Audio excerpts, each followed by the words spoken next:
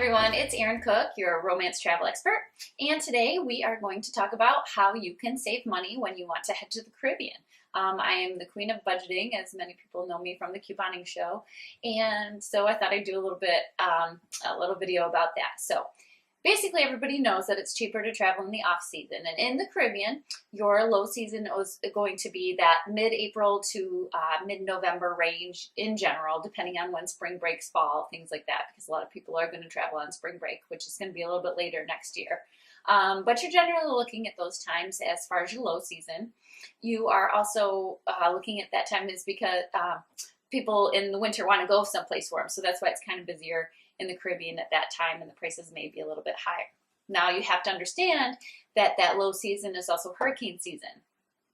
So that's why you have travel insurance. And if you don't get travel insurance, that's something I'm really big on, is travel insurance, because it's going to cost you more. If you don't buy travel insurance and something happens, you're going to have to pay those bills most likely, at least up front, all in cash, most likely.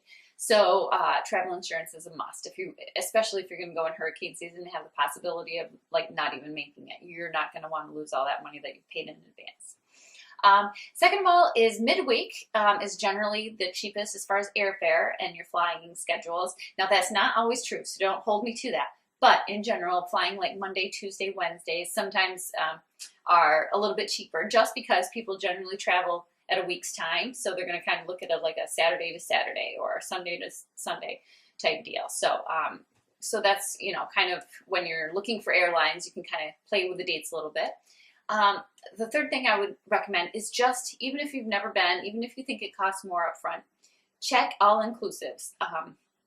You are going to save time, not only worrying about where you're going to go, but you're going to save time, travel distance, planning time, just time in general. And you're also going to save on transportation costs. At your all-inclusive, you're going to have activities to do every single day that are free, number one. So you're going to have kids clubs as well. If you're a family and want to travel to the Caribbean and you want some alone time, you're going to have kids clubs that sometimes you don't even have to pay for, really. They're included in your cost. You can just drop them off, and say, have fun. And so all-inclusives are good that way. They're going to have things like free kayaks to use, snorkeling equipment, things that you can do right at the resort. You don't have to leave and make special tours for, unless you want to, and most people do, just to get off the resort for a couple hours, a few times that they're there. Maybe 3 out of 5 days that they're there, they might go do a tour, which is great, and see kind of the area that they're staying in. Also your food in general. Some of them, not all of them, this is something you need to look at. Some of them do not allow you to tip while you're there. Others, your meals are included, but sometimes people will leave an extra tip. So you kind of got to weigh out those benefits as well.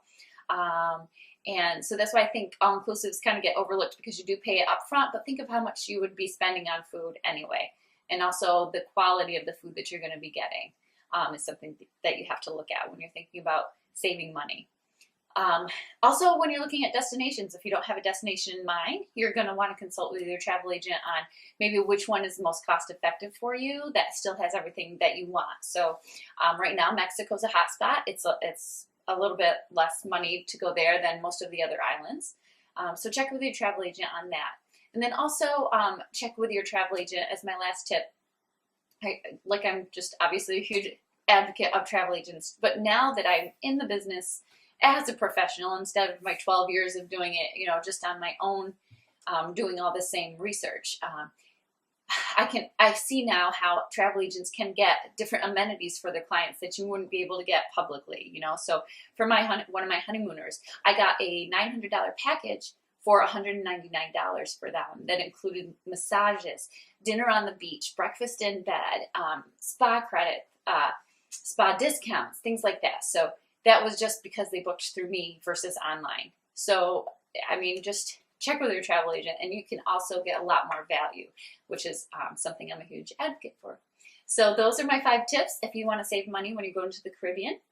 If you want to find me, you can go to my Facebook page, facebook.com/Erin Cook Travel Agent, if you type that in the web address bar. Also, I'm on YOLOFiji.com, YOLOBORABORA.com, and CustomMemoriesTravel.com. So we'll talk to you soon. We'll see you next time. Thanks, and have a great day.